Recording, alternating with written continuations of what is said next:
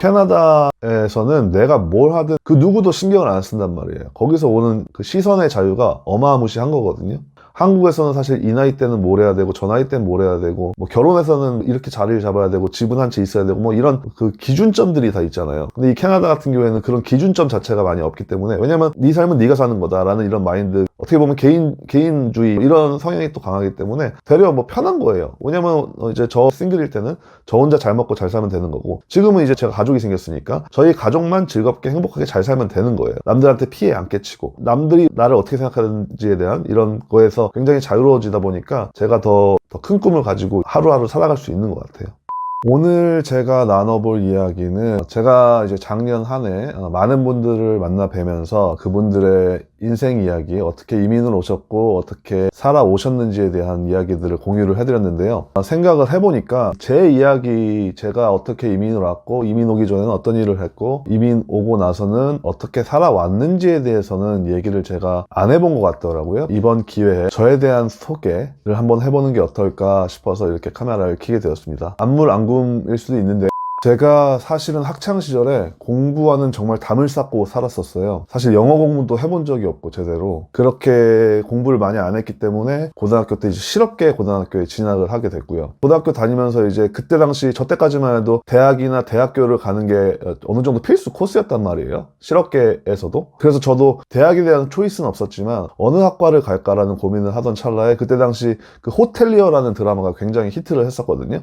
그래서 호텔에서 일하는 분들이 굉장히 멋있구나, 나도 호텔리어가 되고 싶다, 이런 막연한 꿈을 가지게 되었던 것 같아요. 그래서 이제 성적에 맞는 학교를 찾게 되었고, 제가 뭐 여러 군데 수시로 지원을 했지만 강원도 원주에 있는 상지대학교 관광학과로 진학을 하게 되었습니다. 네, 그렇게 대학교를 가서는 저도 왠지 모르겠는데 어느 정도 정신을 차리고 공부를 조금 했던 것 같아요. 그래서 성적도 잘 받아놨었고, 그때 이제 아버지께서 학군단에 한번 지원을 해봐라 이렇게 추천을 해주셔가지고 학군단 준비를 했었고요. 또 학군단에 붙게 되어가지고 3학년, 4학년 학교에서 이제 학군단 생활을 하고, 졸업 후에 장교로 임관을 해가지고 파주에 있는 제가 모 포병 부대에서 전포대장으로 근무를 2년 정도 했습니다. 거의 마칠 때쯤에 보통 장교들은 이제 장교 채용 전형이라고 해가지고 취업 준비들을 많이 한단 말이에요. 그래서 주변 이제 동기들이나 전역을 늦게 하는 선배들이 취업 준비할 때 저는 바로 취업을 하고 싶지는 않더라고요. 그래서 어떻게 이 젊은 이 청춘을 보낼 수 있을까를 곰곰이 생각하다가, 제가 어렸을 때부터 공부는 안 했지만 이 외국어에 대한 로망이 좀 있었거든요. 그래서 외국어는 꼭 하나 유창하게 하고 싶다라는 이런 마음이 있었단 말이에요. 제가 학창시절에 이제 공부와 담을 쌓고 살았던 것과 같이 제가 책을 굉장히 멀리 했단 말이에요. 근데 대학교 들어가서는 제가 유일하게 정말 완독한 책들이 그 한비아 씨가 쓴 책들이거든요. 한비아 님이 쓴 책은 제가 다 읽어봤는데, 그때 이제 외국 생활에 대한 동경을 많이 했던 것 같아요. 외국 생활, 특히 이런 여행, 배낭여행. 그래서 학교 다닐 때는 사실 배낭여행도 혼자 많이 다녔고요. 그리고 또 중국 문화에 좀 빠져가지고 중국어 같은 경우에는 내내 교양으로 4년 동안 배웠었거든요. 그래서 사실 학교 다닐 때는 중국어는 어느 정도 했었어요. 그래서 그때 만약 유튜버가 있었으면 아마 중국을 여행하면서 유튜브를 찍지도 않았을까라는 생각을 할 정도로, 제가 요즘에 굉장히 빠져서 보는 유튜버 중에 한 분이 노마드 션이라는 분이거든요. 능통한 중국어로 정말 중국인들의 삶 깊숙이 들어가서 공영방송도 해내지 못하는 이런 이야기들을 많이 끄집어내더라고요. 요즘에 유튜브 보면서 내가 어렸을 때 나도 이런 여행 했었는데, 이런 생각을 가지고 살았었는데, 이런 향수가 이렇게 돋더라고요. 제가 사실 군대도 장교로 꼭 가고 싶었던 이유가, 제가 사실 학창시절 내내 중학교 때부터 대학교 때까지 어느 정도 좀 리더 역할을 많이 했었거든요. 작은 그룹에서는. 그런데 이렇게 조금 오피셜리하게 리더가 되어보고 싶다, 조금 남들 앞에서 더 당당하게 말할 수 있고 많은 사람들을 설득할 수 있는 이런 능력, 리더십을 더 갖추고 싶다라는 생각을 했어요. 근데 그게 사실은 이제 환경이 제일 중요하잖아요. 저는 환경이 사람을 어느 정도 만들어준다고 생각을 하거든요. 제일 좋은 방법은 저를 그 환경에 처박아 놓고 그 환경이 저를 변화하게끔 만드는 거를 선호를 해요. 왜냐면 제 의지력이 굉장히 약하기 때문에. 그래서 2년 동안 내가 싫든 좋든 리더로서 임무를 수행해야 되는 장교의 역할, 장교로 군대를 가면 굉장히 나한테 득이 되지 않을까라는 생각이 장교로 군 생활을 했습니다. 그래서 이제 장교로 군 생활을 해가지고 돈이 어느 정도 모였을 거 아니에요. 그래서 이제 그 모은 돈을 가지고 동기들은 취업할 때 저는 이제 캐나다로 가게 되었습니다. 처음에 이제 학원을 간단 말이에요. 영어를 배우기 위해서. 그 학원에 100명 정도의 학생이 있다라고 하면 30명 이상이 한국 사람이고 나머지 학생들은 일본 사람, 저 때만 해도 사우디에서 온 친구들이 굉장히 많았단 말이에요. 그래서 영어 못하는 친구들끼리 이렇게 모아놓으니까 영어가 안 되는 거예요. 저는 환경이 중요한데 저 또한 의지가 나약하기 때문에 학교 끝나고 한국 친구들이랑 또 몰려서 놀러 다니는 게 일수고, 그래서 이거 안 되겠다, 내가 지금 1년이라는 시간을 투자해가지고 왔는데 이 영어 이렇게 하면 안 되겠다 싶어가지고 제가 이제 어학원이 끝날 때쯤에 6개월 정도 어학원을 다녔는데 이제 캐나다 저기 외곽에 있는 작은 동네에 있는 모텔에서 하우스키퍼로 취직이 돼가지고 그쪽으로 제가 이주를 하게 됩니다. 매니저를 제외한 전 직원분들이 외국 사람들이었기 때문에 영어를 늘리기에는 굉장히 적합한 환경이라고 생각을 했어요. 일을 하면서 직원들이랑 최대한 많이 영어를 사용하려고 노력을 많이 했고, 그들이 하는 이야기를 귀 기울여 듣다가 자주 사용하는 단어가 있으면 받아 적어가지고 그날 이제 외우려고, 소화를 하려고 노력을 많이 했고요. 그리고 일이 끝나고 나서도 프론트 데스크에 내려와가지고 그 프론트 직원들이랑 이야기를 많이 나누려고 노력을 했거든요. 그래서 그 짧은 기간이었지만 그때 영어가 많이 향상이 됐던 것 같아요. 저 같은 경우에는 영어 공부를 해본 적이 없기 때문에 캐나다 오기 전까지 이게 완전히 백지에서 시작을 했단 말이에요. 그렇다 보니까 사실 영어가 좀 더 빨리 는 것 같기도 해요. 왜냐면 이 성문 영어, 이 그래마, 이 문법이 머릿속에 체계가 안 잡혀 있는 상태에서 와서 현지인들이 쓰는 이런 단어라던가 이런 문장들을 제가 그대로 흡수를 했단 말이에요. 그래서 그걸 활용하려고 많이 노력을 했고, 그러다 보니까 이 현지에서 할 수 있는 이런 생활 영어 부분 같은 경우에는 제가 굉장히 빨리 습득을 해서 사용을 할 수 있었던 것 같아요. 그렇게 호텔 생활에 적응을 하고 이제 하우스키퍼 어느 정도 일이 적응이 됐을 때 비자가 만기가 되어 오더라고요. 근데 이제 제 영어 실력이 제가 생각했던, 제가 목표했던 수준보다 많이 부족한 거예요. 그래서 이거 1년 가지고는 언어라는 게 쉽게 되는 게 아니구나 라는 걸 느꼈죠. 그래서 언어가 내가 어느 정도 될 때까지, 만족할 때까지 한번 있어보자 라는 생각으로 이제 마음이 변하게 되었고, 그때 당시만 해도 영주권 받는 게 이렇게 어렵지가 않았어요. 그래서 이왕 오래 더 있어 볼 거 그냥 한번 영주권도 신청을 해보자 라는 사실 생각으로 영주권 진행이 되었고, 제가 그 호텔에서 한 3년 반 정도 근무를 했는데요. 그 근무하는 중간에 이제 영주권이 나오게 되었고, 그리고 근무하는 동안에 좋은 기회가 생겨서 작은 모텔이지만 모텔에서 매니저 생활을 하게 되었죠.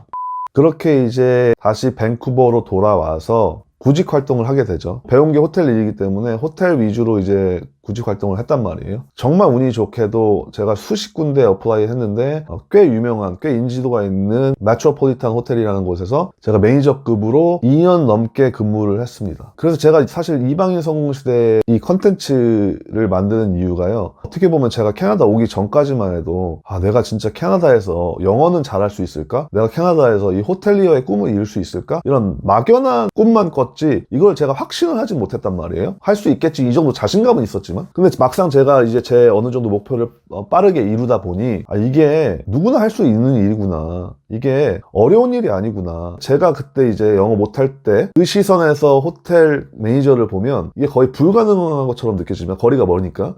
근데 사실은 이렇게 한 발자국 걸어가다 보면 이게 불가능한 이 목표가 아니거든요. 근데 보통 우리들은 여기에서 막 100억 대 매출을 내는 회사를 보니까 내가 가능할까? 이게 점점 희망이 사라지는 거죠. 근데 한 발 한 발, 한 걸음 한 걸음 목표를 향해 다가가다 보면 이게 결코 어려운 일이 아닌 거라는 걸 제가 그때 느꼈거든요. 이 공통적으로 캐나다 오셔가지고 성공하신 분들 보면 한 걸음 한 걸음 올라가신 분들이 많단 말이죠. 그래서 제가 그거를 한번 공유를 해보고 싶었던 거예요. 누구나 할 수 있고 다 과정이 있는 거다. 그래서 인터뷰할 때 항상 시작점을 찾으려고 하는 이유가 그 부분이고, 누구나 다 할 수 있는 일이기 때문에 도전해 보시고 포기하지만 않으면 분명히 그 꿈을 이룰 수 있다라는 메시지를 드리고 싶어서 사실은 이방인 성공 시대의 컨텐츠를 제가 만들고 있는 거거든요. 사실 이거 이방인 성공 시대의 출발점은, 모터는 저는 글로벌 성공 시대라는 이런 KBS에서 하는 다큐멘터리를 굉장히 즐겨 봤었는데요. 그걸 보면서 제가 굉장히 많은 영감을 얻었단 말이에요. 그리고 제가 이제 이민 와가지고 조금 외로울 때 그 이방인이라는 이런 TV 프로그램이 있었는데, 서민정 씨 나오고 추신수 프로 야구 선수 분 나온, 거기서 이제 서민정 씨가 한 말씀이 아직도 기억이 나는데, 자기는 이제 미국에 사는 동안에는 평생 이방인이라고 생각이 들 것 같다라는 말을 한 적이 있어요. 근데 그게 정말 공감이 되더라고요. 아무리 여기 이제 오래 살아도 이방인인 거는 변함이 없는 거잖아요. 거기에서 오는 조금 불편함도 있고 외로움도 있는 거거든요. 그래서 내가 재밌게 봤던 이 이방인이라는 프로그램과 내가 캐나다 와서 굉장히 많은 영감을 받고 내가 사업을 해야겠다라고 마음을 먹었던 이 프로그램 글로벌 성공시대를 합쳐서 이방인 성공시대라고 장명을 제가 하게 되었어요. 제가 사실은 연봉도 나쁘지 않게 호텔에서 받았었고 회사 생활을 하면서도 그해 우수 직원상 이런 것도 받았었고 나름 동료 직원들과도 잘 지냈었는데 회사를 사실 그만둔 이유는 이제 회사 생활을 하면서 사업을 같이 병행을 했단 말이에요. 지금 운영하고 있는 세탁소를. 그러다 보니까 육체적으로 많이 지쳐서 어쨌든 제가 사업에 대한 이런 꿈이 있었기 때문에 그러면 이제 직장 생활을 빨리 청산을 하고 사업 쪽에 올인해가지고 사업가로서도 성장을 해보자, 빨리 성장을 해보자 라는 마인드로 제가 직장 생활을 그만두게 되었고 지금도 사실은 세탁소를 운영하고 있지만 저는 이게 과정이라고 생각을 하거든요. 제가 이제 세탁소 하면서 여러 가지 시도도 했었고 지금도 시도를 하고 있고요. 유튜브도 그 일환 중에 하나거든요. 그래서 앞으로는 제가 이제 사업가로서 더 성장을 하기 위해서 사실 하루하루 노력을 하고 있습니다. 캐나다에 이렇게 왜 오래 살게 됐는지 한번 생각을 해봤는데요. 제가 이제 조금 성격이 예민한 성격이란 말이에요. 그래서 한국에 있을 때는 남들이 나를 어떻게 생각하는지에 대해서 굉장히 신경을 많이 쓰면서 살았어요. 그러다 보니까 이제 주변에 친구들도 많고 인간관계는 좋은데 왜냐면 그들이 항상 생각하고 이제 맞추려고 노력을 많이 했기 때문에 제가 행동이나 말 같은 경우도 그렇고요. 그러다 보니까 이제 에너지 소모가 많이 되는 거죠. 감정 소모가. 이제 캐나다에 와서 이렇게 직장 생활도 해보고 생활을 하다 보니 여기는 진짜 자기만 잘 먹고 잘 살면 되는 거예요. 그래서 그런 에너지 소모가 없다 보니까 사람과 사람 사이에서 오는 이런 에너지 소모가 없다 보니까 그 에너지를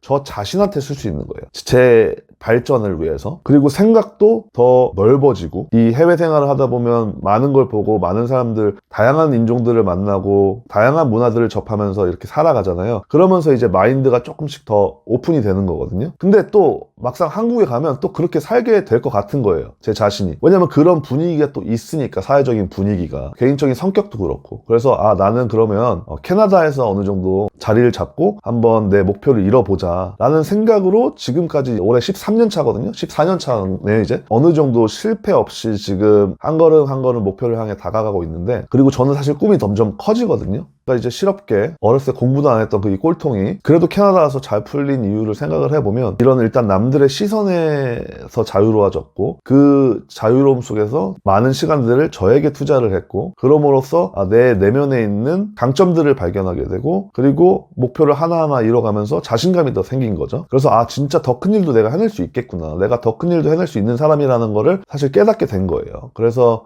여기에서 내가 이 청춘만으로 제가 25살에 캐나다에 왔는데 그때 제가 그 젊은 청춘을 캐나다에서 보내지 않았다면 지금 내가 가지고 있는 큰 꿈을 꿀 수 있을까라는 생각을 해보면 저는 아니라고 좀 생각이 되거든요. 앞으로도 이제 캐나다에서 생활을 하면서 제 목표를 하나하나 이뤄나갈 생각이고요. 제 사업을 하면서 유튜브를 하는 게 쉽진 않아요. 그럼에도 불구하고 제가 이제 목표한 바가 있기 때문에 올해도 제가 많은 분들, 좋은 분들 모셔서 여러분들께 이런 용기와 희망 드릴 수 있는 컨텐츠를 많이 만들 생각이고요. 2024년 한 해가 밝았는데요. 올 한 해 더 건강하시고 더 행복한 일만 가득하시길 소망하면서 오늘 영상 마무리하도록 하겠습니다. 그럼 다음 영상에서 찾아뵙겠습니다. 감사합니다. 새해 복 많이 받으세요.